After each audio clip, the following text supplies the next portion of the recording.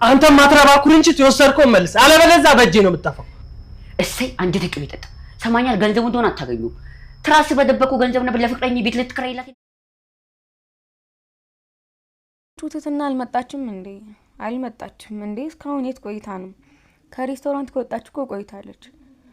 ሰይ አንጀት ይቅቤ ጠጣ። ሰማኛለህ ገንዘቡን እንደሆነ አታገኘውም። ትራስ በደበከው ገንዘብ ነበረ ለፍቅረኛ ቤት ልትከራይላት የነበረው። ሰማኛለህ መልስልኝ፣ ካልሆነ በእጄ ነው የምጠፋው። ሰማለህ ዛሬ ማን እንደሚጨርስ እናያለን።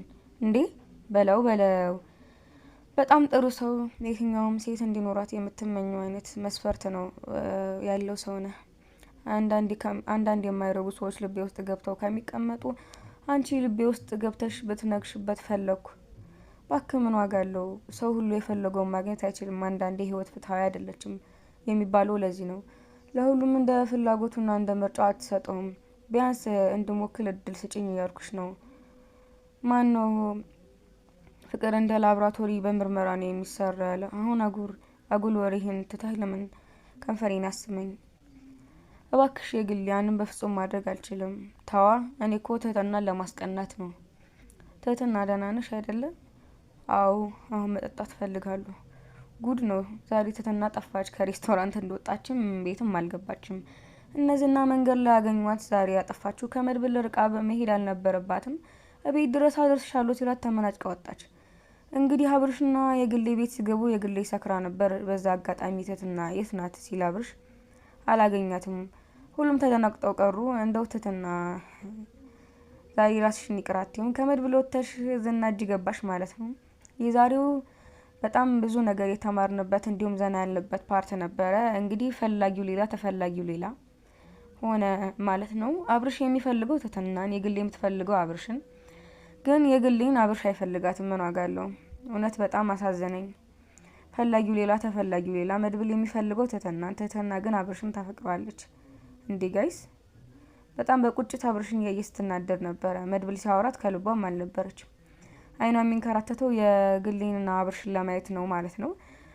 ትህትና ግን ተይቅርብሽ፣ ከአብርሽ ጋር እንደኔ ሀሳብ ይቅርባት። ምክንያቱም አብርሽ ወንድሟ ሊሆን ስለሚችል ትህትና አብርሽ ጋር መቀራረብ ሆነ የጾታዊ ግንኙነት ማድረግ የለባትም። ምክንያቱም ከመድብል ጋር ብትቀራረቡ እንኳን ነገ ጧት ፍቅር ይብዛትም። መድብል ያው ሁኔታውን አስተዳደጉን ማውቃለች።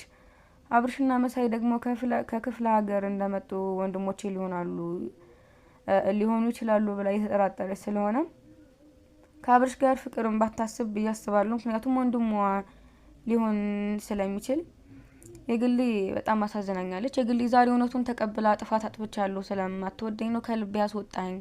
ዛሬ አንተን ተከትዬ መጥቼ ሁሉም ነገር አይቻለሁ ብላለች።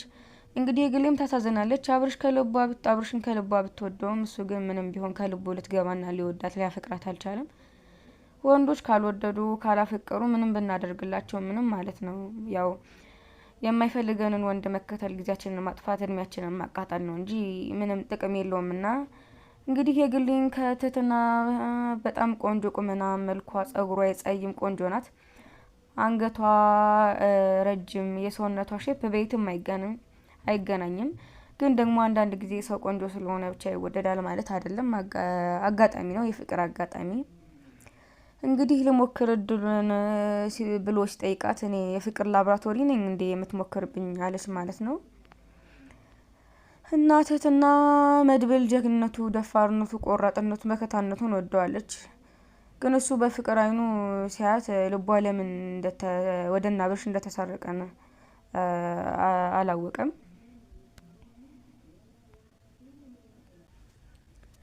ስለዚህ መድብል ደግሞ እሷን ወደ እሱ ለማድረግ ልቦ ላይ እንድታፈቅረው ይፈልጋል።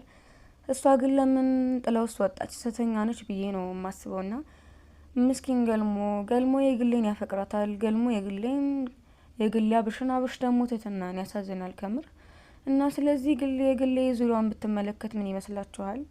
የግሌ ዙሪያዋን ብትመለከት ገልሞ አሁን እሷ እሺ ብለው በፍቅር ብትቀበለውና መጠጥ ቢተው ተው ብትለው እንደሚተው ነው። ምክንያቱም ለሴት ልጅ ያለው ክብር እንደዚሁ በሚናገራቸው ነገሮች አስተዋይ ነው። ወዶ አይደለም የጠጣውም የቤተሰቦቹ ሀዘን ለመርሳትም ብለው ነው። ስለዚህ የግሌ ዙሪያሽን ተመልከች። የማይፈልግሽን ሰው ስትፈልጊ ይሄው እንዳየሽው ነው። ከዚህ በኋላ አብርሽን የምትይ ከሆነ ትተናንም አታሰቃያ። ትተና ምንም አላደረግችም። አሁን ገብቶሻል። እና ስለዚህ ከአብርሽ ላይ አይንሽን አንሺ። ዛሬ ተንከሲስ እንግዲህ መሳይል ሊገለው ነበር ማለት ነው። ዛሬ ተንከሲስ እንግዲህ መሳይል ሊገለው ነበረ ማለት ነው። ምክንያቱም መሳይ ካሁን በኋላ በባንክ ብሬን አላስቀምጥም፣ ባንክ አስቀምጬ ነው እነዚህና የወሰዱብኝ፣ ትራሲ ባደርግ ማንም አይወስድብኝም ነበር በማለት እንግዲህ አስቀምጥና ሲያወራ በመዝጊያ ቀዳዳ እየሰማው ነበረ ተንከሲስ ፍቅረኛውንም ያማገጠበት ስለሆነ